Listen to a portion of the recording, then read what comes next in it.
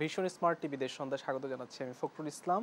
৮ মে উপজেলা নির্বাচনের প্রথম পর্বের ভোটের উত্তাপে সরগরম স্থানীয় রাজনীতি। একদিকে তীব্র তাপ প্রবাহে পুড়ছে দেশ, অন্যদিকে নিত্যপণ্যের বাজারও বাড়ছে মূল্য বৃদ্ধির উত্তাপ। এসব বিষয় নিয়ে আমরা কথা বলবো, উত্তর খুঁজবো। আমাদের সঙ্গে স্টুডিওতে দুজন অতিথি আছেন, শুরুতে তাদেরকে পরিচয় করে দিতে চাই। আছেন ডক্টর এম ওহিদুজ্জামান, অধ্যাপক, ঢাকা বিশ্ববিদ্যালয়, আমার ডান পাশে, এবং আছেন কমরেড রাজিকুজ্জামান রতন, সহ সাধারণ সম্পাদক, বাসদ। দুজনকে স্বাগত জানাচ্ছি। প্রিয় দর্শক, আমরা আলোচনায় ফিরবো। আমরা প্রথমে আসলে তীব্র তাপ প্রবাহ চলছে সারা দেশে, হিট অ্যালার্ট জারি করা হয়েছে আবহাওয়া অধিদপ্তরের পক্ষ থেকে, এবং তীব্র তাপ প্রবাহে পুড়ছে দেশ, উষ্ণ হয়ে উঠছে দক্ষিণ পূর্ব এশিয়া, প্রভাব পড়ছে জলবায়ুতে। কতটা সচেতন হচ্ছে আমরা, স্যার? আপনাকে দিয়ে শুরু করতে চাই, ডক্টর এম ওহিদুজ্জামান। ধন্যবাদ আপনাকে। আসলে জলবায়ু আসলে খুবই একটা খারাপ জায়গায় যাচ্ছে এই অর্থে বলবো। মানে যেমন গ্লোবাল ওয়ার্মিং হচ্ছে, আবার গ্লোবাল ডিমিংও হচ্ছে। যেমন আপনি দেখবেন মিডল ইস্টের ওই জায়গাগুলোতে কিন্তু গ্লোবাল ডিমিং হচ্ছে। এটা অনেক আগে কয়েক বছর আগে বিবিসিও একটা করেছিল গ্লোবাল ডিমিং, যে প্যালেস্টাইন ওই এলাকাটায় দেখছে যে ২০-৩০ বছর আগের চেয়ে তাপমাত্রা কমেছে। এবং মিডল ইস্টে অনেক জায়গায় কিন্তু একটা সময় খোদ সৌদি আরবেই শীতের দিকে কিছু কিছু এলাকায় বরফও পড়ে। এবং এবার যা হচ্ছে যেন ওমান, দুবাই, আমি ওই দুর্যোগের সময়টা দুবাই থেকে আসছি খুব সাফার করে, সেজন্য বললাম। তারপরে সৌদি আরবে খুব বৃষ্টি হলো, চীনে বন্যা হচ্ছে। আর আমাদের এই অঞ্চলটায় দেখেন, আমরা যদি বাংলাদেশ দেখি তাহলে প্রচণ্ডভাবে তাপ বেড়েছে। বৃষ্টি না হলে প্রাকৃতিক বিপর্যয়, খাদ্য উৎপাদন, অন্যান্য অনেক কিছুতে প্রভাব পড়তে পারে। আরেকটা, ইন্ডিয়াতে আমরা দেখলাম, ইন্ডিয়াতে এই রাজস্থান যেমন একটা মরুপ্রবণ, সেখানে তাপমাত্রা কম, সেখানে তাপমাত্রা সর্বোচ্চ 35-36 এরকম। কিন্তু পশ্চিমবাংলা, ক্যালকাটা, উড়িষ্যায় সবচেয়ে বেশি। অর্থাৎ এই বঙ্গোপসাগরের এই বেল্টে, দক্ষিণ পূর্ব এশিয়া, এই দক্ষিণ পূর্ব এশিয়া এবং বে অফ বেঙ্গলের ইয়েতেই, অ্যারাবিক সিতে কিন্তু ওরকম না, তার পাশে যারা আছে সেখানে তো বেশি হওয়ার কথা, কিন্তু তাপমাত্রাটা কিন্তু বে অফ বেঙ্গলে। এবং এটা একটা জলবায়ুর বড় ধরনের বিপর্যয়। আমি জলবায়ু বিশেষজ্ঞ নই, কিন্তু যারা খোঁজখবর রাখে বা আমরাও খোঁজখবর রাখি, দুটো জিনিস আছে। এই হিটের মধ্যে দিয়ে একটা ক্ষতি হচ্ছে ফসল, মানুষের জীবনযাত্রার, কর্মকাণ্ডের। আর একটা হলো যে কোনো সময় বড় ধরনের ঘূর্ণিঝড় হতে পারে।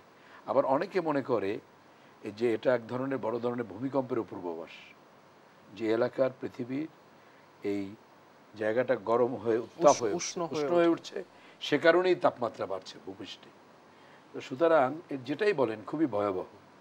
এখন সচেতনতা যদি বলেন, আমাদের করণীয় আছে ব্যাপক হারে বৃক্ষরোপণ করা, এবং আমাদের যে নগরায়ন হচ্ছে সেই নগরায়নে আরও বেশি ওপেন স্পেস রাখা।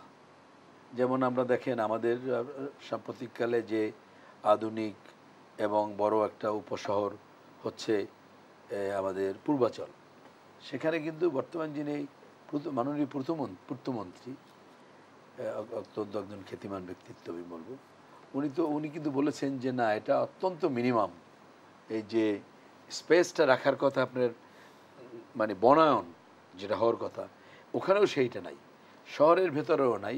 সুতরাং একটা তো আছে আমাদের পলিটিক্যাল লিডারশিপ, আমাদের মাননীয় প্রধানমন্ত্রী, আমরা যে পরিবেশে ক্ষতিগ্রস্ত হচ্ছি বৈশ্বিকভাবে, সেই জায়গাটা উনি এনেছেন। উনি বলছেন যে যুদ্ধে অর্থ না ব্যয় করে আমাদের করা, বা উনি ওই প্রতি বছর একটা জলবায়ু পরিবর্তন বৃক্ষরোপণ দিবস করছেন বা করছেন। কিন্তু তারপরও আমাদের সারা দেশের যে নগরায়ন হচ্ছে, ইন্ডাস্ট্রিয়ালাইজেশন, গ্রিনারিজ কিন্তু হারিয়ে যাচ্ছে, এবং সেই আমাদের পরিকল্পিতভাবে এই বিষয়গুলোকে বাস্তবায়নে কঠোর হওয়া উচিত সরকারের, যে আমাদের পক্ষ থেকে আর কি করার। আমাদের যে জায়গাগুলো আছে, জলাশয়, মানুষকেও কিন্তু সচেতন করা উচিত। হ্যাঁ, এবং জলাশয়টা কিন্তু ইম্পর্টেন্ট। আপনি দেখেন যে শহরের জলাশয়, আমরা বিনা নির্দ্বিধায় জলাশয় ভরে সেখানে বাড়ি বানাচ্ছি এই শহরতলিতে। সেই জায়গাটা কিন্তু বড় রকম, যদিও ঢাকার মেয়র উদ্যোগ নিয়েছেন এই বুড়িগঙ্গা উদ্ধার করা, বা ঢাকার আশপাশে কিন্তু 5টি নদী বুড়িগঙ্গা হারিয়ে যাচ্ছে, এবং এটা কারা দখলে আছে? বড় বড় ব্যক্তিরা দখলে আছে। সুতরাং এটা করে, এবং পরিবেশ দূষণমুক্ত করা। এর মধ্যে জলবায়ু গরম হওয়ার আরেকটি কারণ হলো এই যে প্লাস্টিক বা এই যে নানা ধরনের যে কণা জলবায়ুর মধ্যে যে আছে পরিবেশ দূষণের, সেটা কিন্তু আবহাওয়াকে ভারী করছে এবং উত্তপ্ত করছে। একটা ফ্রেশ এয়ার, আর একটা হলো সে এয়ারের মধ্যে নানা ধরনের যৌগিক যেগুলো রয়েছে মেটালস, তো সেগুলো করছে সেখানে। এবং নদীগুলো আমরা যতই বলছি, কিন্তু আমরা আমাদের নদীগুলো কিন্তু উদ্ধার করতে পারছি না। এবং নদীগুলোকে যে দূষণমুক্ত করা, নদীর ভিতর থেকে প্লাস্টিক, আমাদের টেকনোলজি আছে। আপনি কর্ণফুলী এই চিটংয়ের পরে ওই এটা কিন্তু বিদেশি ওরা খনন করতে পারে নাই। আমাদের টেকনোলজিতেই কিন্তু এক ধরনের ভাইব্রেশন করে ওই যে আপনি জানেন যে এটাকে করা হয়েছে পলিথিনগুলোকে। এখন স্যার আমাদের এই জলবায়ু রক্ষা কিন্তু আমাদের ডেল্টা প্ল্যান নেওয়া হয়েছে, একই সঙ্গে আমাদের সবার সচেতনতার জায়গাগুলো নিশ্চয়ই বাড়ানো উচিত। এবং আমাদের সেটাই তো বললাম যে আমাদের যেমন আমরা পরিষ্কার পরিচ্ছন্ন থাকা, পলিথিন ব্যবহারটাকে কমানো, এটাকে আরেকটা হলো রিসাইক্লিংয়ের ব্যবস্থাটা। রিসাইক্লিং, যে মনে করেন ঢাকা শহরে আমরা যে বিন ফালাই, এই যে কোটি লোক আমরা আছি, ময়লাটা যে কোনোভাবে ফালাই, যে কোনো জায়গায় ফালাচ্ছি, বা এটা বাছাই করছি না। আপনি জাপানে বলেন, যারা রিসাইক্লিং করছে তারা কিন্তু আলাদা বাস্কেট করে দিচ্ছে যে আপনার বায়ো প্রোডাক্টগুলো এর মধ্যে আছে, আপনার প্লাস্টিক এর মধ্যে আছে, এবং সেটা সেভাবে নিয়ে আবার ওইটা পরিবেশের সাথে আপনাকে না মিলে ওইটাকে আপনি আবার রিসাইক্লিং করে আপনি আবার ব্যবহারে নিয়ে আসছেন। মালয়েশিয়ার কুয়ালালামপুর, এই যে সেখানে যে পানি ইউজ করছে সেইটাই কিন্তু আবার মানে ওইটা ময়লা পানিটা সমুদ্রে না গিয়ে ওইটাকে প্রসেস করে রিসাইক্লিং করে ভালো পানিটাকে আপনার ব্যবহারের জন্য হচ্ছে, আর অন্যটা দিয়া বায়োগ্যাস। স্যার আপনার কাছে আমরা আসবো, ভিন্ন প্রসঙ্গ নিয়ে নিশ্চয়ই আসবো। আমি একটু কমরেড রাজিকুজ্জামান রতন আপনাকে একটু শুনতে চাই, আসলে প্রকৃতি পরিবেশ রক্ষা কি আমরা করতে পারছি, নাকি দিন দিন আসলে সেগুলো ধ্বংসের দিকে ঠেলে দিচ্ছি? সংক্ষেপে যদি একটু। ধন্যবাদ। একটা জিনিস আমরা সবাই জানি যে প্রত্যেকটা অঞ্চলে, এই পৃথিবীর প্রত্যেকটা অঞ্চলের জনবসতি গড়ে উঠেছে কিন্তু একটা নির্দিষ্ট ভৌগোলিক অবস্থানকে কেন্দ্র করে, যেমন তেমনি তার একটা আবহাওয়াগত বিষয়কে কেন্দ্র করে। যে কারণে আমাজনের যে পরিবেশ সেটা আপনি সৌদি আরবে পাবেন না, আবার আমাদের সুন্দরবনের যে পরিবেশ সেটা আপনি রংপুরে পাবেন না। ফলে প্রত্যেকটা এলাকার পরিবেশ এবং প্রতিবেশ তার একটা নিজস্ব বৈশিষ্ট্য ছিল। আমরা আমাদের দেশের এই স্বাধীনতার পর 52 বছরে এই দিকটাকে সম্পূর্ণভাবে অবহেলা করেছি, নগরায়নের নামে আসলে ধ্বংসায়ন করেছি। যে কারণে দেখুন, ব্রিটিশ আমলে আমাদের যে মহাসড়কগুলোর চারপাশে গাছ ছিল, আমরা কিন্তু স্বাধীনতার পর শতবর্ষে সেই গাছগুলোকে কেটে ফেলেছি, এবং এখনও দেখবেন যে গাছ কাটার একটা মহোৎসব হচ্ছে। আমি উত্তরবঙ্গে আমরা গত 21 থেকে 23 তারিখ পর্যন্ত তিস্তার পানির জন্য একটা মার্চ করলাম, ঢাকা থেকে তিস্তা ব্যারেজ পর্যন্ত। রাস্তার দুপাশে কোনো গাছ নাই, অথচ এই অঞ্চলে কিন্তু গাছ ছিল, ছায়াদায়ী গাছ ছিল। দুদিকে তাকালে মানে বিস্তীর্ণ ধানক্ষেত, মাঝে মাঝে দু একটা ইউক্যালিপটাসের গাছ। আসলে আমার তো এই অঞ্চলের যে গাছ, আম, কাঁঠাল, জাম, লিচু, এই গাছগুলো এখন বাগান ছাড়া এই গাছের রাস্তার পাশে পাচ্ছি না আমরা। এক, 2 নম্বর হচ্ছে বটবৃক্ষ। একটা গাছ, বট গাছ, গড়ে 10 টন পানি ধরে রাখে এবং কি পরিমাণ ছায়া দেয়। আগের যে কোনো গঞ্জ বাজার, তার মানে হচ্ছে সেখানে একটা বট গাছ আছে, তার নিচে দোকানপাট আছে। আমরা সেগুলো সব সাফ করে দিলাম, দিয়ে সেখানে আমরা ইউক্যালিপটাস লাগালাম, যে পানি শোষণ করে বেশি এবং পানির জন্য ক্ষতিকর রাখেন। এইগুলোর জন্য তো খুব বেশি রকেট সায়েন্স দরকার ছিল না, কিন্তু মুনাফার মানসিকতা এমন যে যে কোনো জায়গা থেকে মুনাফা বের করতে হবে, প্রকৃতিকে ধ্বংস করে ব্যক্তিগত মুনাফা অর্জন করতে হবে। যে কারণে নদী দখল করছে, নদী দূষণ করছে, খাল বন্ধ করছে। এই ঢাকা শহর সবচেয়ে আধুনিক এবং সচেতন মানুষের বসবাস না এখানে। আপনি একটু আগে বলেছিলেন যে 5টা নদী ছিল চারপাশে, শহরের ভিতরে 42টা খাল ছিল। সে খালগুলো কে দখল করলো? সে খালগুলো কেন উদ্ধার করা গেল না? কিংবা ধরুন একটা সময় আমরা দেখতাম ঢাকা শহরের 2টো জায়গা, সেখানে গেলে একটু শান্তি পাওয়া যেত। একটা ছিল ঢাকা বিশ্ববিদ্যালয় এলাকা, আর একটা ছিল মিন্টু রোড এলাকায়। ঢুকলেই মনে হয় যে একটু শান্তি পাওয়া যেত, চারিদিকে গাছ। এখন বাড়ির, আমাদের বড় বড় কর্তা ব্যক্তিদের বাড়ির শোভাবর্ধনের জন্য, বাড়ির বাড়িটাকে দূর থেকে যেন দেখা যায়, বাড়ির সামনে গাছ অবলীলক্রমে কেটে ফেললেন তারা। মানে একটা অদ্ভুত ব্যাপার, একটা গাছ লাগাতে, একটা গাছ বড় করতে লাগে 50 বছর, কাটতে লাগে 5 দিন। ফলে যারা এই সমস্ত কর্তা ব্যক্তির এই সমস্ত কেটে ফেলছেন, তারা একবার করে ভাবলেন এই গাছ তো তিনি লাগান নাই, এই গাছ তার বাবাও লাগায়নি, এই গাছটা এই সমাজের কেউ না কেউ লাগিয়েছিল, সমাজের কাজে লাগতো।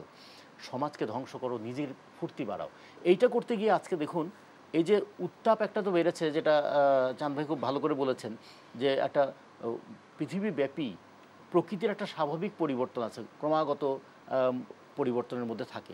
কিন্তু আমি যখন আধুনিক মানুষ হয়েছি, পরিবর্তনের নিয়মটা যখন আমি বুঝতে পেরেছি, তখন আমি তো চেষ্টা করব যে মরুভূমিতেও তো মানুষ গাছ লাগায়, আর আমরা এই প্রায় উর্বর ভূমির গাছ কেটে সাফ করে দিলাম। আমাদের এখানে একটা বীজ ফেললে, শুধুমাত্র যদি আমরা জুলাই মাসে দুটো বীজ ফেলি, আগস্ট সেপ্টেম্বর মাসে সে পাতা গজিয়ে যায়।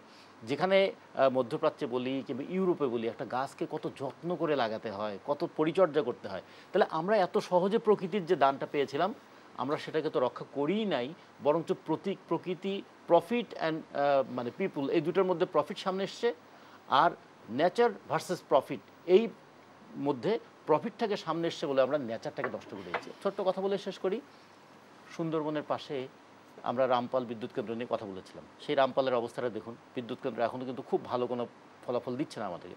কিন্তু এই রামপালকে অজুহাত করে ৬০-৬৫টা বিভিন্ন ধরনের শিল্প কলকারখানা গড়ে উঠলো, এবং তার প্রভাব সুন্দরবনের উপর কী পড়লো। ফলে একটা সুন্দরবনের লক্ষ গাছকে ধ্বংস করে ঢাকা শহরে 3টা গাছ লাগিয়ে আমি কি সেটা পূরণ করতে পারবো? ফলে আমার তো সেই ধরনের পরিকল্পনা নেওয়া উচিত যে আমার 3 ফসলি জমি রক্ষা হবে কিনা, 2 ফসলি জমি রক্ষা হবে কিনা, চরাঞ্চলের ক্ষেত্রে ইয়েটা কেমন হবে, বনাঞ্চলটা কেমন হবে, নগরটা কেমন হবে।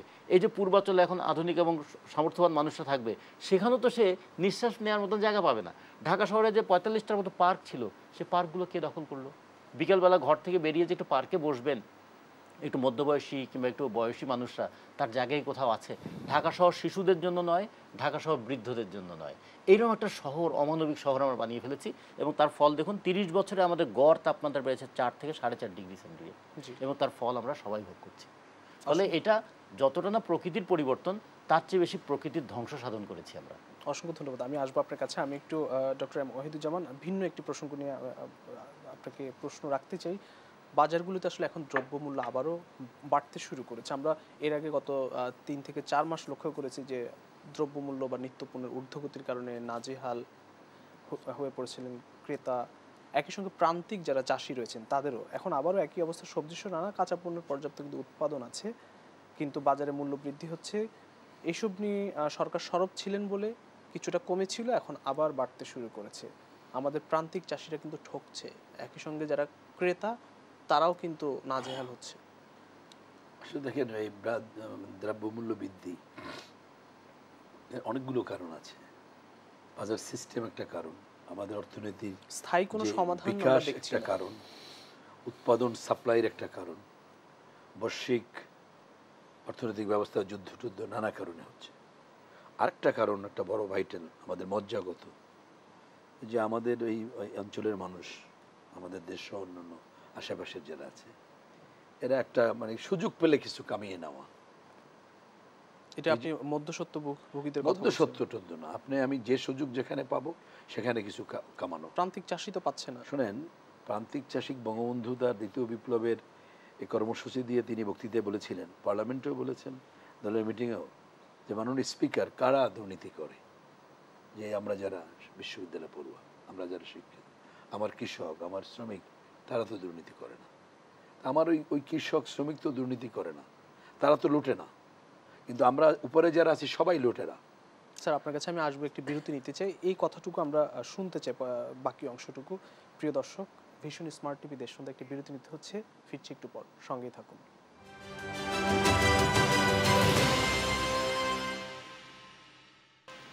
ভীষণ স্মার্ট টিভি দেশ সন্ধ্যা আরও একবার স্বাগত। আমার সঙ্গে স্টুডিওতে দুজন অতিথি আছেন। আমরা কথা শুনছিলাম ডক্টর এম ওয়াহিদুজ্জামান। আপনার কাছে আসলে দ্রব্যমূল্য বৃদ্ধি নিয়ে আমরা কোনো স্থায়ী সমাধান কিন্তু আমরা লক্ষ্য করি না। হয়তোবা অভিযান হয়, অভিযানে কয়েকদিন সেটি একটি সহনশীল পর্যায়ে আসে, আবার কিন্তু বেড়ে যায়। সেই সুবিধাভোগী চক্র লাগাম কিন্তু টানা যাচ্ছে না। সংক্ষেপে একটা তো আমি বললাম যে আমাদের চরিত্র খারাপ। নিউ ইয়র্কে যখন করোনায় মানে পুরো স্টোর মানে দ্রব্য শূন্য হয়ে গেল, সোল্ড আউট হয়ে গেল একেবারে, সেই বড় বড় জেনারেল স্টোরগুলো, সেখানে কিন্তু কোনো দাম বাড়ে নাই। করোনার প্রথম দিকে আপনারা জানেন যে সেটা হয়েছে ক্রাইসিস, কিন্তু সেখানে কোনো দাম বাড়ে নাই। জিনিস নাই, আপনি পান নাই। জিনিস থাকলে আপনি ওই দামেই পেয়েছেন। বা ব্রিটেনে বা অন্য জায়গায় একটা সিলিং করেছে যে আপনি টমেটো এই কটা নিতে পারবেন, তেল এতটুকু নিতে পারবেন। আমাদের সেটা নাই, আপনি যা খুশি নিতে পারছেন।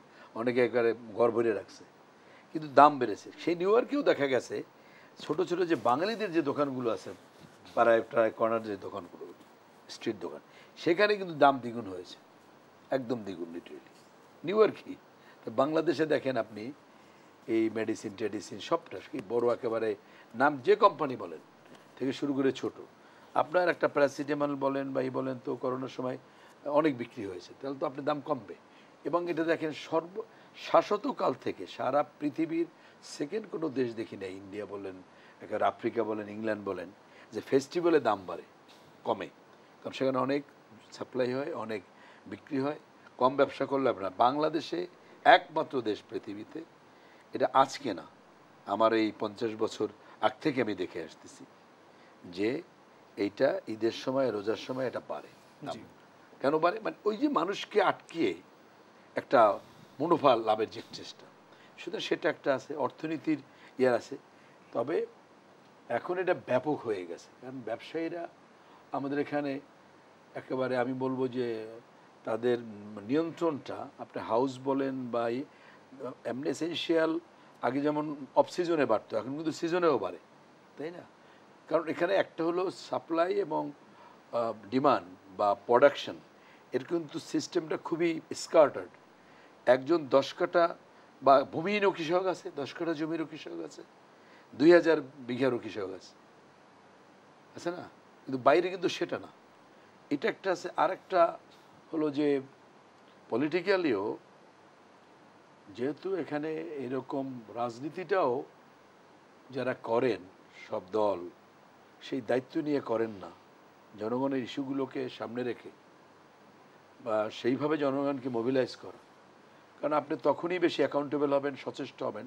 আমি যদি একটা উদাহরণ দেই, আপনি বাংলাদেশে যদি 90 বা আরও আগ থেকে দেখেন, সবচেয়ে প্রয়োজনীয় দ্রব্যমূল্যের দাম কম ছিল 96-এ আওয়ামী লীগ ক্ষমতা আসার পরে।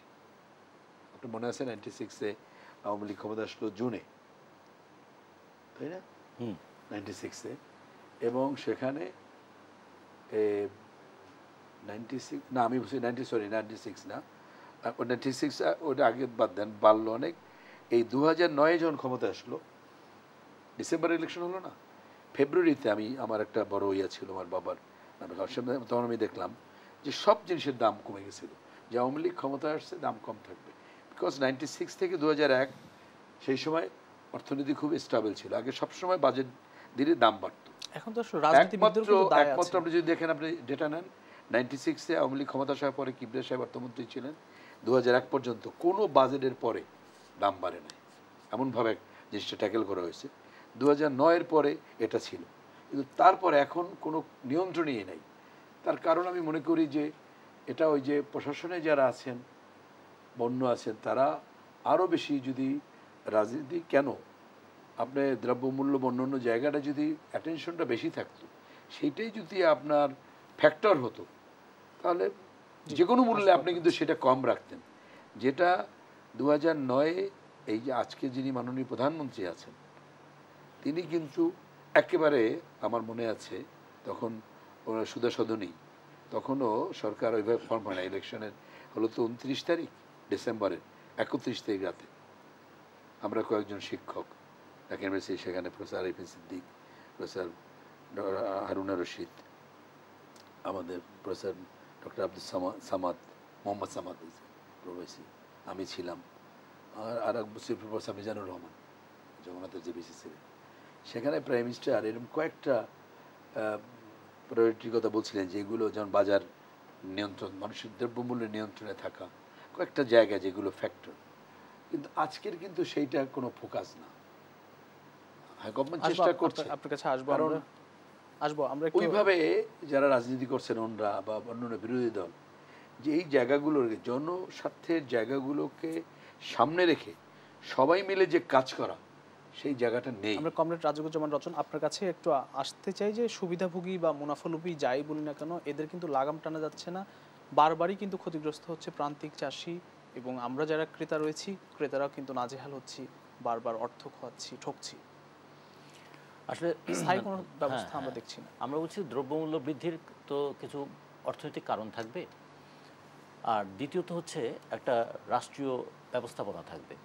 অর্থনৈতিক কারণ যেটা আমরা বলি অর্থনীতির ভাষায়, চাহিদা এবং যোগানের মধ্যে যদি ভারসাম্য না থাকে, তাহলে দ্রব্যমূল্য বাড়ে অথবা কমে। আমাদের এখানে সিন্ডিকেটের কারণে এই অর্থনীতির যে সাধারণ সূত্রটা সেটা কার্যকর হয় না। এই জন্য মৌসুম সময় দাম বাড়ে, অথবা দাম বাড়ার জন্য কোনো একটা অজুহাত হলেই হয়। সেটা বন্যা হয়েছে সেই জন্য দাম বাড়বে, খরা হয়েছে সেই জন্য দাম বাড়বে, এখন আবার দাম বাড়ছে যে গরম বেড়েছে এই জন্য দাম বেড়ে যাচ্ছে। কিন্তু কয়েকদিন আগেই এই রোজার সময় রংপুরের যে চাষি 1 টাকা কেজিতে বেগুন বিক্রি করতে না পেরে বাজারে বেগুন ফেলে রেখে পালিয়ে গেল, কারণ 1 মণ বেগুন বিক্রি করে সে পাচ্ছে 40 টাকা, আর ভ্যানের ভাড়া দিতে হবে তার 60 টাকা, ফলে সে ভ্যান ভাড়া দেওয়ার ভয়ে বেগুন রেখে পালিয়ে গেল। কিংবা 2.5 টাকা করে লাউ বিক্রি করলো, প্রতি পিস লাউ। সেই বেগুন অথবা লাউ ঢাকায় এসে 40, 60, 65 টাকা হয় কেমন করে, কে করে? এটা দেখার দায়িত্ব কে? ওই প্রান্তিক চাষির কিন্তু আর উপায় নাই এটা দেখার। সে বিক্রি করতে পারছে না বলে সে আহাজারি করে, আর এখানে ভোক্তারা কম দামে কিনতে পারছে না বলে সে হাহাকার করে। তাহলে মাঝখানে আহাজারি এবং হাহাকারের মাঝখানে দায়িত্বটা কার থাকার কথা ছিল? রাষ্ট্রের। এক্ষেত্রে কিছু ব্যবস্থাপনা থাকার কথা ছিল। আমরা কেন ডেডিকেটেড ভেজিটেবল ট্রেন তৈরি করতে পারলাম না, যে উত্তরবঙ্গ থেকে একটা ট্রেন ঢাকায় আসতে 6 ঘন্টা সময় লাগে, যে কোনো সবজিতে 1 ট্রেন ভর্তি সবজি আসলেই তো বিরাট ব্যাপার। কিন্তু রাস্তায় রাস্তায় নাকি 17 জায়গায় দিতে হয়, তাদেরকে চাঁদা দিতে হয়। এই চাঁদা কারা নেন? প্রত্যেকটার সঙ্গে দেখবেন যে ক্ষমতাসীন দল এবং প্রশাসন এবং পুলিশ যুক্ত হয়ে আছে। ফলে একদল মানুষের সুবিধার জন্য বহু মানুষকে আজকে সাফার করতে হয়, কোটি কোটি মানুষকে সাফারিং। আর এক্ষেত্রে যেটা চাঁদ ভাই একটু ইঙ্গিত করেছেন, যে দায়বদ্ধতা একটা বড় জিনিস রাজনীতিতে। যখন নির্বাচনে আর দায়বদ্ধতার বিষয়টা থাকলো না, আমি দাঁড়ালেই পাস অথবা আমি নমিনেশন পেলেই আমি ইলেক্টেড হয়ে গেলাম, ফলে আর জনগণের প্রতি দায়বদ্ধতার প্রশ্ন নাই। একদিন যে আওয়ামী লীগ জনগণের কাছে দায়বদ্ধতা থেকে তিনি বলছিলেন যে সেই সময় প্রধানমন্ত্রী তিনিই বলেছিলেন আমার এই প্রায়োরিটি, কিন্তু 2014 পর থেকে সেই প্রায়োরিটিগুলো নাই হয়ে গেল। কেন? কেন? এই কারণেই যে এখানে রাজনীতিতে এমন একটা পরিস্থিতি তৈরি হলো যে আমি তো নির্বাচনে নমিনেশন দিলেই পাস, ফলে আমার আর জনগণের কাছে দায়বদ্ধ হওয়ার কি দরকার? এই জন্য হচ্ছে কি, রাজনীতির দায়বদ্ধতা যেহেতু কমেছে, ফলে ব্যবসায়ীদের সেই বলবো মুনাফাখুরি প্রবণতাও বেড়েছে। মধ্যস্বত্বভোগীদের যেমন লাভের সুযোগটা বেড়েছে, সাধারণ মানুষের অধিকারটা কমেছে। আর একটা ভোক্তা অধিকার আছে, তার সারা বাংলাদেশে তার জনবল কত? 70 থেকে 75 জন। তারা কয়টা বাজার মনিটর করতে পারবেন? তাদের তো বাজার মনিটর করতে গেলে পুলিশের সহায়তা নিতে হয়, এবং পুলিশ তো আবার আর একটা বিভাগ। সব মিলিয়ে মাঝে মাঝে কারণ বাজারে কিছু লোক দেখানো কাজ করা ছাড়া তাদের আসলে কিছু করারও উপায় থাকে না। সে কারণে হয়েছে কি, বাজারটা হয়ে গেছে এখন অজুহাত নির্ভর। যে কোনো একটা অজুহাত পেলেই হয়। সেটা ফেস্টিভ্যাল একটা অজুহাত হতে পারে, ইউক্রেন যুদ্ধও একটা অজুহাত হতে পারে, খরাও একটা অজুহাত হতে পারে, বন্যাও একটা অজুহাত হতে পারে। সবচেয়ে বড় অজুহাত হলো এটা কেউ তাদেরকে ধরছে না। যেহেতু আমাদেরকে ধরছে না, আমি দাম চাইলেই তো এই দামে বিক্রি করতে পারি। ফলে এই যে বেপরোয়া মূল্য বৃদ্ধি বা মূল্য সন্ত্রাস, আমরা এটাকে বলতে পারি মূল্য সন্ত্রাস, সেই মূল্য সন্ত্রাসেরও কবলে পড়েছি আমরা। তা না হলে কিছু কিছু জিনিস, আমরা কৃষি পণ্যের কথা নয় বাদ দিলাম, কিন্তু যে বিষয়গুলো আমাদের বিদেশ থেকে আমদানি করতে হয়, তাহলে আন্তর্জাতিক বাজারে তার দাম কত, তার পরিবহন খরচ কত, তার প্রফিট মার্জিন কত, এবং কত দামে বিক্রি হওয়া দরকার, এই হিসাবটা তো আমরা করতে পারি। কিন্তু এই হিসাবটা তো করতে পারি, এটা দেখবে কে? এটা দায়িত্বটা কার? সেই দায়িত্ব আমরা দেখতে পাচ্ছি না। 6 জন ব্যবসায়ীর কাছে আমাদের তেল নিয়ন্ত্রিত, 8 জন ব্যবসায়ীর কাছে আমাদের চিনি নিয়ন্ত্রিত। ফলে ওই তারাই নির্ধারণ করবে চিনির দাম কত হবে, তারাই নির্ধারণ করবে তেলের দাম কত হবে। সেখানে বিশ্ববাজার কোনো ব্যাপার না, আমি এই দামে বিক্রি করব, কিনলে কিনবেন, না কিনলে যান, এরকম একটা অ্যাটিটিউড তাদের মধ্যে তৈরি হয়েছে। জি, আমরা একটু উপজেলা নির্বাচন নিয়ে একটু কথা বলতে চাই। আমরা বিরতির সময় হয়ে গেছে, যদিও আমি প্রশ্নটি রাখতে চাই ডক্টর ওয়াহিদুজ্জামান আপনার কাছে, যে এবারের উপজেলা নির্বাচনটি আসলে একটু ভিন্ন রকম। যদিও দলীয় প্রতীকে নির্বাচন হচ্ছে না, সেক্ষেত্রে বিএনপি ঘোষণা দিয়েছে যাচ্ছে না, যদিও তার স্থানীয় পর্যায়ে কিছু নেতাকর্মী যাচ্ছে। আওয়ামী লীগের প্রতিদ্বন্দ্বী আওয়ামী লীগই হয়ে উঠছে, এবং বিরোধ, দ্বন্দ্ব, অন্তর্দ্বন্দ্ব সেগুলো বাড়ছে, এবং নির্বাচনটা কেমন হবে, ভোটটি কেমন হবে, আপনার কাছে জানতে চাই। ধন্যবাদ। দেখেন, স্থানীয় সরকার নির্বাচন দীর্ঘদিন আমাদের জনপদে হয়েছে নির্দলীয়ভাবে, দীর্ঘদিন। এই উপজেলা ব্যবস্থা কায়েমের পরও বেশ কয়েকটি নির্বাচন নির্দলীয় হয়েছে, কোনো দলীয় নমিনেশন ফরমালি ছিল না। পার্টি কোথাও কোথাও দল থেকে এরকম একাধিক ক্যান্ডিডেট হতেই পারে হয়েছে। এখন এবারে আইন অনুযায়ী নির্বাচন দলীয়ভাবেই আছে। স্থানীয় সরকার যে আইন সর্বশেষ, সে আইন রহিত হয় নাই। আওয়ামী লীগ দেশের বৃহৎ রাজনৈতিক দল এবং ক্ষমতাসীন দল, তারা ডিক্লেয়ার করেছে যে তারা দলীয় প্রতীক কাউকে দেবে না, কোনো মনোনয়ন দেবে না। নির্বাচনটা তারা ওপেন করে দিয়েছে 26 জুনে, তাই না? এখন আমি বুঝি না, হয়তো বিএনপি তারা নির্বাচন বর্জন করেছে। তো এখানে তো তাদের প্রতীক বা নমিনেশনের ব্যাপারটা না রেখে তারা ছেড়ে দিতে পারত যে আমরা দলীয়ভাবে দেবো না, বা আমরা দলীয়ভাবে নির্বাচনে অংশগ্রহণ করছি না। তো মানুষ যদি করে করুক, হতে পারে। এখন পর্যন্ত নির্বাচনটা কেমন হতে যাচ্ছে বলে মনে হচ্ছে? হওয়ার পর বোঝা যাবে। আমি মনে করি সরকারের কাছে চ্যালেঞ্জ এই, কে করছে না বা দলে একাধিক করছে সেটা আমার কাছে একজন নাগরিক হিসেবে গুরুত্বপূর্ণ না। আমি যেটা চাই বা গুরুত্বপূর্ণ যে নির্বাচনটা অবাধ হোক, সুষ্ঠু হোক।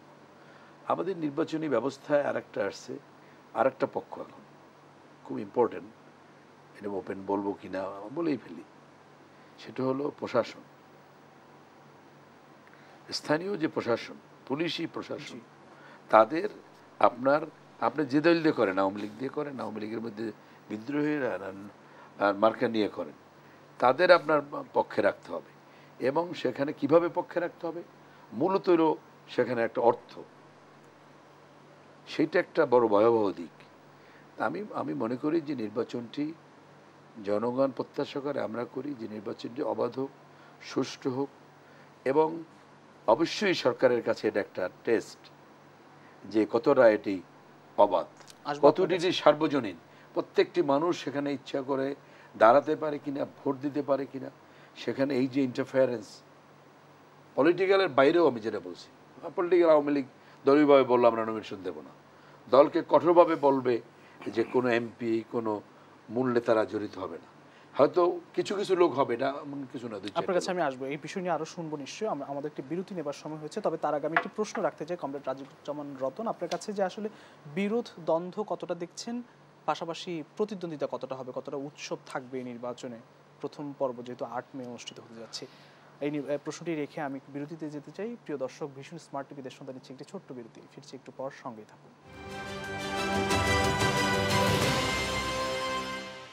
ভীষণ স্মার্ট টিভি দেশ সন্ধ্যা আরো একবার স্বাগত। আমি ফখরুল ইসলাম। আমরা একদম শেষ পর্যায়ে চলে এসেছি। আমার সঙ্গে স্টুডিওতে দুজন অতিথি আছেন। আমরা কমরেড রাজিকুজ্জামান রতন, আপনার কাছে যে প্রশ্নটি রাখছিলাম যে আসলে বিরোধ দ্বন্দ্ব দেখছি যে হারে, মানে উপজেলা নির্বাচন বেশি দিন কিন্তু বাকি নেই, 8 মে প্রথম পর্ব শুরু হচ্ছে, মানে যতটা উৎসব থাকার কথা, দেখার কথা, তা দেখছি নাকি বিরোধ দ্বন্দ্ব এগুলোই কিন্তু বেশি দেখছি, কোনটা? নির্বাচনটা আমাদের দেশে একটা ধরে নেওয়া হতো সবচেয়ে বড় সামাজিক উৎসব। এই কারণে সামাজিক উৎসব যে আমাদের ঈদ বলি বা পূজা বলি, এগুলোর মধ্যে একটা ধর্মীয় ভাবধারা ছিল, ফলে এর মধ্যে একটা ধর্মীয় বিষয় ছিল। কিন্তু একটা উৎসব ছিল সার্বজনীন, সেটা হলো পয়লা বৈশাখ। আর নির্বাচনটা ছিল একটা রাজনৈতিক উৎসব, যে এই নির্বাচনের সময় প্রত্যেকের দরজাটা খোলা, গিয়ে বলতে পারতো যে আমি অমুক পার্টির পক্ষ থেকে আপনার কাছে এসেছি। মানে যে কোনো বাসায় যেতে পারা যেত, যে কোনো সময় যেতে পারা যেত, যে কোনো মানুষের সঙ্গে হ্যান্ডশেক করা যেত, যে কোনো মানুষের কাছে গিয়ে ভোট চাওয়া যেত। তার মানে মানুষের সঙ্গে মানুষের সম্পর্ক এবং বিনিময়ের সবচেয়ে একটা সার্বজনীন জায়গা নিয়েছিল আমাদের এখানে নির্বাচন। কিন্তু সেই নির্বাচনটা উৎসবের পরিবর্তে সংঘাতে পরিণত হয়ে গেল। কারণ যখন নির্বাচনের মধ্য দিয়ে নির্বাচিত হয়ে জনগণের প্রতি দায় পালনের চাইতে নির্বাচিত হওয়া মানে সব পেয়েছি দেশের রাজা হয়ে যাওয়া, ক্ষমতাবান হয়ে গেল। হ্যাঁ, মানে এমন ক্ষমতা যে বিরোধী দলকে দমন করার ক্ষমতা, নিজের দলকে নিয়ন্ত্রণ করার ক্ষমতা, জনগণের মুখ বন্ধ করে রাখার ক্ষমতা, এবং আমি যা কিছু তা করার ক্ষমতা, এমনকি শেষ পর্যন্ত আইন না মানার ক্ষমতা। এই যে এত ক্ষমতা তৈরি হয়ে গেল, দায়হীন ক্ষমতা নির্বাচন কাজকে জেগে নিয়ে আসে, যেটা একটু আগে চান ভাই বলেছিলেন, যেটা একটা বিজনেসের রূপ নিয়েছে। ফলে দেখুন না, যদি জাতীয় নির্বাচনের সবচেয়ে বড় নির্বাচন যদি বলি জাতীয় সংসদ নির্বাচন, সেই সংসদ নির্বাচনে যদি হলফনামাগুলো দেখি, হলফনামায় যেটা এত রয়েস হয়ে লেখেও তারা কিন্তু শেষ পর্যন্ত গোপন করতে পারেন না যে কী পরিমাণ সম্পদ বৃদ্ধি হয় 5 বছরে। আর যেগুলো আমাদের স্থানীয় পরিষদ নির্বাচন, তার সঙ্গে তো কর্তৃত্ব থাকে, দখলদারিত্ব থাকে, এলাকার প্রভাব প্রতিপত্তি থাকে। এখন যেটা হয়েছে, ক্ষমতায় থেকে নির্বাচন করার একটা সুবিধা তো পাচ্ছে সবাই, এটা বিস্তৃত হয়েছে এখন উপজেলা নির্বাচনে। যে কারণে দল যখন বলছে যে দলের এমপিদের আত্মীয় স্বজন নির্বাচনে প্রার্থী হতে পারবে না, এমপিরা সেটা শুনবে কেন? সে তো একটা কনস্টিটিউশনে যদি 4টা কিংবা 5টা মানে থাকে ইউনিয়ন পরিষদ থাকে, অনেক জায়গায় ইউনিয়ন পরিষদ 10টা 11টাও আছে, সেই ইউনিয়ন পরিষদের চেয়ারম্যানকেও তার নিজের লোকের বানাতে চাইবে। আর যদি 1টা অথবা 2টা উপজেলা থাকে, তার চেয়ারম্যানও তাদের লোককে করতে চাইবে। তাহলে হবে কি, এমনকি এইরকম তো বলে ফেলেছে একজন যে প্রকাশ্যে, যে আমার ছেলেকে যদি ভোট না দাও উন্নয়ন বন্ধ করে দেবো।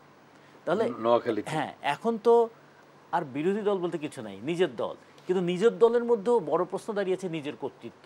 ফলে এমন একটা কর্তৃত্ববাদী মানসিকতা তৈরি হয়ে গেল, ফলে নির্বাচন আর উৎসব থাকলো না, এখন সেটা গৃহবিবাদে পর্যবসিত হয়েছে।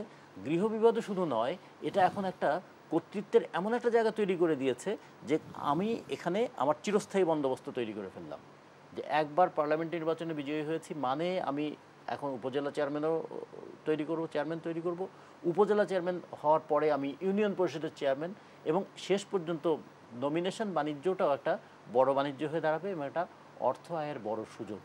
এই অর্থ যে আয়টা করবে, এইটার আবার দায়টা কে নেবে? নেবে কিন্তু সেই ভোটার অথবা যে ভোট দিতে যায়নি। কারণ স্থানীয়ভাবে যে বরাদ্দটা হবে, সেই বরাদ্দের টাকাও তো ব্যয় হিসাবে লুটপাট করবে আবার এনআরআই। কারণ যারা চেয়ারম্যান তারাই তো আবার ক্ষমতায় আছেন এবং তারাই আবার প্রশাসনকে প্রভাবিত করছেন। ফলে প্রশাসন, পুলিশ এবং এই নির্বাচন তিনটে এমন একটা বিষয়ের মধ্যে, চক্রের মধ্যে, দুষ্ট চক্রের মধ্যে আবদ্ধ হয়ে গেল। যেমন করে বাজার সিন্ডিকেট হয়েছে, তেমনি করে একটা নির্বাচনী সিন্ডিকেট হয়ে দাঁড়ালো, যে আমরা যাকে নমিনেশন দেব সেই জিতবে, এর বাইরে কেউ আর দাঁড়াতে পারবে না। এমনকি এরকম কথাও কেউ কেউ বলছেন যে দল কি সিদ্ধান্ত দিয়েছে এটা দলের ব্যাপার, আমি যখন এই এলাকার এমপি আমি ঠিক করব এই এলাকা কিভাবে চলবে। তার মানে প্রত্যেকে এখন এলাকার একটা জায়গিরদারে রূপান্তরিত হয়ে গেলেন। আমাদের সে একসময় তরবারি দিয়ে জায়গিরদারা এলাকা শাসন করতেন, এখন তারা এই তথাকথিত গণতন্ত্রের নামে মানুষের যে নির্বাচনের যে অধিকার ছিল সেই অধিকারটাকেও হরণ করার মধ্য দিয়ে এমন একটা কর্তৃত্ববাদী মানসিকতা তৈরি করলেন, তার একটা সর্বোৎকৃষ্ট এবং সর্বোৎকৃষ্ট বলবো একদিক থেকে, যে কিভাবে মানে স্থানীয় পর্যন্ত সন্তান সন্ততি স্ত্রী কন্যা নিয়ে যাওয়া যায়, আর সর্বনিকৃষ্ট মানে দায়হীনতার দিক থেকে সর্বনিকৃষ্ট। কেউ আমাকে কিচ্ছু বলতে পারবে না, কারণ আমার বাবা তো এমপি, আমার ভাই তো উপজেলা চেয়ারম্যান, কে আমাকে কি বলবে। ফলে এটা হলো দায়হীনতার দিক থেকে একটা নিকৃষ্ট জায়গায় চলে যাবে। ফলে নির্বাচন একটা উৎসব হবে না, শেষ পর্যন্ত নির্বাচনটা গিয়ে দাঁড়াবে একটা নিষ্ক্রিয় মানুষের একটা অসহায় আত্মসমর্পণ। কিছু মানুষ নিষ্ক্রিয় থাকবে, দূর এই সমস্ত ভোটে গিয়ে লাভ নাই। আর কিছু মানুষ বলবে ভাই ওদের বিরুদ্ধে কথা বলে একটু টিকতে পারবো না। ফলে কেউ আত্মসমর্পণ করবেন আর কেউ নিষ্ক্রিয় থাকবেন। মাঝখান থেকে কী হবে, গণতান্ত্রিক মূল্যবোধের আরও এক ধাপ অবনমন ঘটবে। জি, ধন্যবাদ। সময় থাকলে নিশ্চয়ই আপনার কাছে আসবো। ডক্টর এম ওয়াহিদুজ্জামান স্যার, আপনার কাছে একটু আসতে চাই। গৃহ বিবাদের বিপরীতে উৎসব কতটা দেখছি? দেখেন, ওনার কথা নিশ্চয়ই এত বড় নির্বাচন যদি আমরা আগের যে কোনো সময় নির্বাচনে দেখি, ইউনিয়ন পরিষদে বা উপজেলায়, সেখানে মানুষের জীবন নাশ, অনেক মানুষ মারা গেছে ইলেকশনে। একেবারে কোন আমলে গন্ডগোল হয় না। গন্ডগোল এত বড় একটা ইলেকশনে কিছু হবে, বা এত বড় দল বা ৩০০টা, সে ২-৪টা গৃহ বিবাদ আমি মুখ্য ধরি না। এই নির্বাচনে কিন্তু একটি বিষয় খুব আলোচিত, যে পরিবারতন্ত্র প্রভাব বিস্তার করা, এমপি এটা নতুন। শোনেন, আগে তো এই বিষয়টা সামনে আসে না, কারণ এটার কোনো বার ছিল না। আমার তো রাইট, আমি নাগরিক দেশের, আমি কার ভাই বা কার সন্তান, আমি তো সেভাবে ভোটে দাঁড়াই নেই। আমার 18 বছর বয়স বা 25 বছর বয়স, আমি দাঁড়াতে পারবো, আমি তো সেভাবে ভোটে দাঁড়িয়েছি। আপনার এলাকার প্রেক্ষাপটটিও আপনার কাছ থেকে শুনছিলাম। যদি না, আমি বললাম যে সেই জায়গাগুলো কিন্তু আমাদের, আমি মনে করি না যে এটা আমি কেউ ভাই বা সন্তান বলে দাঁড়াতে পারবো না। সেটা আওয়ামী লীগের একটা ইন্টারনাল ডিসিপ্লিন। তারা মনে করে যে, কারণ ওই এমপিরা এখন, ওই যে আগে তো এতটা ছিল না, দলীয় ইয়েটা বেশি ছিল। এখন যেহেতু পারিবারিক বা নেতার ছেলে নেতা ইত্যাদি এই বিষয়গুলো আসছে, ফলে দেখা যায় অনেকেই ওই যে সার্বত্রিক নিয়ন্ত্রণের জন্য নিজের ছেলেকে দাঁড় করায় বা ওয়াইফ দাঁড় করায় ইত্যাদি, বা মেয়েকে দাঁড় করিয়ে সবগুলো নিয়ন্ত্রণ করতে। সেই কারণে একটি ভালো জায়গা থেকেই মাননীয় প্রধানমন্ত্রী বা আওয়ামী লীগ সিদ্ধান্ত নিয়েছে যে না, কারণ তো সব জায়গায় সব নিজেদের লোকই চাইবে, তাহলে তো ইলেকশনটা অনেক বেশি ইনফ্লুয়েসড হবে। সেটা যাতে না হয় অবাধ করা হয়েছে, যে যাতে নিকটাত্মীয় না দাঁড়ায়। সেটা ভালো দিক, এবং সেটা না মানলে সেটা রাষ্ট্রীয় বা আইনগত কোনো অপরাধ না, সেটা তো আওয়ামী লীগের দলীয় ডিসিপ্লিন, দলীয় থাকবে। কিন্তু মানে এই দাঁড়ানো নিয়ে বিবাদ করা, মারামারি করা, সেটা এক দলের মধ্যে হোক আর দল হোক, সেটি হলো নির্বাচনের দিক। তবে এখনও পর্যন্ত আমি দেখি যে না, নির্বাচনটা যেহেতু সরকারের ডিটারমিনেশন আছে যে সার্বজনীন করা, এবং আমরা সেটাই চাবো যে সরকারের এখন মানুষের আস্থা প্রধানমন্ত্রীর উপরে আছেন, উনি যাতে সেই জায়গাটা যা সেটা এনশিওর করেন যে যে কেউ যে দলেরই হোক, সে আওয়ামী লীগ হতে হবে কেন, আওয়ামী লীগ বিরোধী হতে পারে, অর্থাৎ যে কেউ নির্বাচনে আসতে পারে, তার সে একটা দল থাকতে হবে তা না। এবং সেটা তারা সুষ্ঠুভাবে করতে হবে এবং মানুষ যাতে ভোট কেন্দ্রে সুষ্ঠু পরিবেশে ভোট দেয়। অবশ্যই দলের ভেতরে যারা হানাহানি করবেন, দলের ডিসিপ্লিন ভাঙবে, তাদের বিরুদ্ধে ব্যবস্থা নেবেন এবং সেটি হলে হবে। কিন্তু আমরা যেটি লক্ষ্য করছি, যেটা আপনি জানতে চাইছিলেন, যে ইতিমধ্যে আমরা দেখছি যে অনেক জায়গায় এই কথাটা আসছে যে ঠিক আছে মাননীয় প্রধানমন্ত্রী বলছে দলের ব্যাপারে, সেটা দল বুঝবে, কিন্তু আমার এখানে আমি আমার মতো করে করব। সেই প্রবণতাটা অনেক জায়গায় আমরা লক্ষ্য করছি, যেটি সরকার যে বক্তব্য, যে কমিটমেন্ট করেছে সেই জায়গাটার সাথে সাংঘর্ষিক এবং তার মধ্য দিয়ে সার্বজনীন নির্বাচন বাধাগ্রস্ত হবে। এবং আমারও সেইখানে সংশয় আছে যে কতটা মানে আওয়ামী লীগ বা সরকার কতটা পারবেন এই নির্বাচনকে সার্বজনীন করতে। 2-4টা জায়গায় হলে এটা কোনো বিষয় না, আমরা এটা নির্বাচন হওয়ার মধ্য দিয়ে দেখব। নিশ্চয়ই এটা কিন্তু আওয়ামী লীগের কমিটমেন্ট শুধু না, আমি বলবো একটা চ্যালেঞ্জও। জি, আপনার কাছে সময় থাকলে নিশ্চয়ই আসবো। আমরা একটু আবারও যেতে চাই কমরেড রাজুকুজ্জামান রতন, পরিবারতন্ত্র সম্প্রতি কথাটি আসলে এই উপজেলা নির্বাচনে বেশি বেশি আসছে, স্বজন, মন্ত্রী এমপিদের স্বজন, এই পরিবারতন্ত্রটা আসলে মানে কতটা রাজনীতিকে ক্ষতিগ্রস্ত করছে। আরও একটি প্রশ্ন আপনার কাছে রাখি, ছোট্ট করে যদি উত্তর দেন, যে নির্বাচন কমিশনের ভূমিকা নিশ্চয় অনেক বেশি গুরুত্বপূর্ণ, সেই জায়গায় নিয়ে যদি একটু বলেন। নির্বাচন কমিশন এখানে কিছু করতে পারবে না। যদি 18 বছরের উপরে প্রাপ্তবয়স্ক একজন মানুষ তিনি নির্বাচনে দাঁড়াবেন, তিনি ভোট দেবেন, 25-এর উপরে হলে তিনি দাঁড়াতে পারবেন, এই তো একটা বিষয় আছে। এখানে তো আত্মীয় কিংবা অনাত্মীয়র কোনো বিষয় নাই। কিন্তু বাস্তবে যেটা হচ্ছে সেটা কি দাঁড়ায়? সেটা দাঁড়ায় একজন সংসদ সদস্য তিনি যে শপথ করেন সেই শপথের বিপরীতে চলে যায়। তিনি তো কখনো তার এই পদকে ব্যবহার করে কাউকে বিশেষ সুবিধা দেওয়া অথবা কারো অধিকার কেড়ে নেওয়ার কাজ করতে পারেন না, এটা তো তার শপথ ভায়োলেশন। একজন মন্ত্রী তো এটা করতে পারেন না, অনুরাগ বা বিরাগের বশবর্তী হয়ে কারোর প্রতি তিনি বিশেষ কোনো আচরণ করতে পারেন না। কিন্তু নমিনেশন দেওয়ার সময় দেখা যাচ্ছে যখন তিনি অনুরাগ দ্বারা প্রভাবিত হচ্ছেন অথবা কারোর প্রতি বিরাগ দ্বারা প্রভাবিত হয়ে কাউকে নির্বাচনে দাঁড়াতে দিচ্ছেন না, তখন কিন্তু তিনি শপথ ভঙ্গের দায়ে অভিযুক্ত হচ্ছেন। 1, 2 নম্বর হচ্ছে এর সবচেয়ে বড় ফলাফল যেটা আসছে, একটা গণতান্ত্রিক যে মননটা তৈরি হচ্ছিল যে হ্যাঁ নির্বাচনে যে কেউ দাঁড়াতে পারে, এখন দেখা গেল নির্বাচনে যে কেউ দাঁড়াতে পারে না। প্রথমত নির্বাচনের ব্যয়সীমা বাড়িয়ে দেওয়া হলে এখন 1 লাখ টাকা করা হয়েছে জামানত। দ্বিতীয়ত যে ওই দলের, শুধু ওই দলের না, ওই নেতার, এবং ওই নেতার শুধু না, যারা বলে একটা নির্দিষ্ট মানে পরিবারের লোক না হলে সে আর দাঁড়াতেই পারবে না। এরকম পরিস্থিতি যখন হয় তখন একটা সিলেক্টিভ ডেমোক্রেসি থেকে এটা একটা আনডেমোক্রেটিক সোসাইটির দিকে আমরা চলে যাচ্ছি। তার মানে ইশারার বাইরে আর কিছু চলবে না, এটাকে আমরা ইশারাতন্ত্র বলতে পারি, যে আমার ইশারায় সব চলবে। তো এইরকম এক ধরনের, এটাকে খুব সূক্ষ্মভাবে দেখলে একসময় আমরা একটা সিনেমার মধ্যে দেখতাম না, যে গডফাদার একটা মেন্টালিটি, যে আমি নিয়ন্ত্রণ করব ব্যবসা, আমি নিয়ন্ত্রণ করব রাজনীতি, আমি নিয়ন্ত্রণ করব অর্থনীতি, আমি নিয়ন্ত্রণ করব বাজার, বলে আই অ্যাম দ্য মনার্ক। এই ধরনের একটা মেন্টালিটি কিন্তু প্রায় ছোটো ছোটো একটা মনার্কিক অ্যাটিটিউড তৈরি হয়ে যাচ্ছে বিভিন্ন জায়গায়, সেটা উপজেলা পর্যায়ে হচ্ছে, সেটা কনস্টিটিউন্সিগুলোতেও হচ্ছে। ফলে যেটা বলবো যে এই যে ব্যক্তি সমস্ত কিছুকে অতিক্রম করে চলে যেতে পারে, আমি একটা নিয়মের বাইরেও চলে যেতে পারে। আপনাদের বাসুদকে নির্বাচনে যাচ্ছে কিনা? নির্বাচনে যাচ্ছে না। আমরা ওই গত নির্বাচনের পরে বলেছিলাম যে নির্বাচনী ব্যবস্থার যে মূল মর্মবস্তু সেই জায়গাটা যখন ধ্বংস হয়েছে, তখন আমরা মনে করি এই ধরনের একতরফা নির্বাচনে গিয়ে কোনো লাভ হবে না। প্রথমত এটা আওয়ামী লীগের বাইরে নির্বাচন নয়, দ্বিতীয়ত আওয়ামী লীগের মধ্যেও আওয়ামী লীগ মাইনরিটি হয়ে যাচ্ছে, কারণ কর্তৃত্ববাদীদের হাতে আওয়ামী লীগের সাধারণ কর্মীরাও কিন্তু অসহায় হয়ে পড়েছে।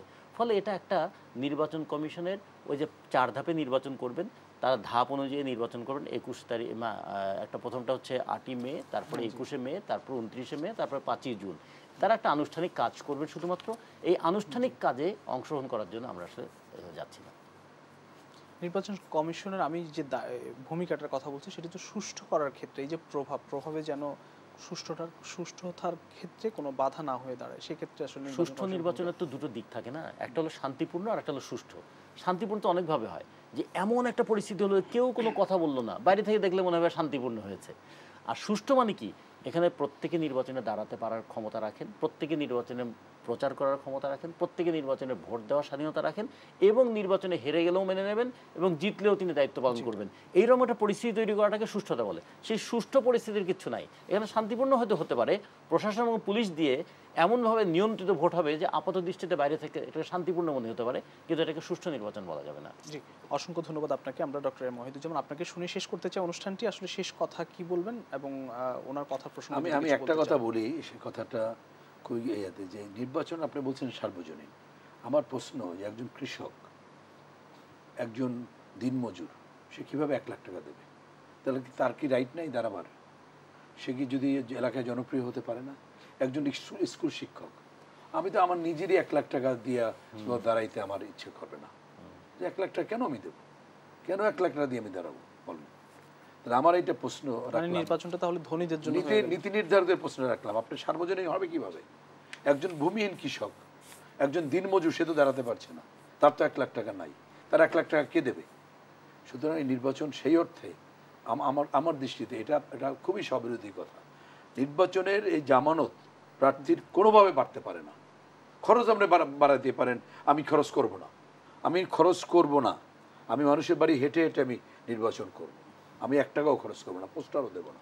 সুতরাং আপনি খরচ করবে, কিন্তু আমি দাঁড়াতেই পারছি না, এটা তো গণতন্ত্রের পরিপন্থী। আপনি এই বিষয়ে কিছু বলতে চান কিনা? আমরা এই জন্য তো আমাদের বাসদের পক্ষ থেকে প্রথম প্রতিবাদটা করেছিলাম যে নির্বাচনে যে জামানত বাড়ানো হলো, এবং তারপরে শুধু 1 লাখ টাকা তো জামানত, তার সঙ্গে আরো আনুষঙ্গিক মিলে প্রায় 1,35,000 টাকা তাকে খরচ করতে হবে। এটা ফান্ডামেন্টাল রাইটসের পরিপন্থী। কিভাবে সে দাঁড়াবে?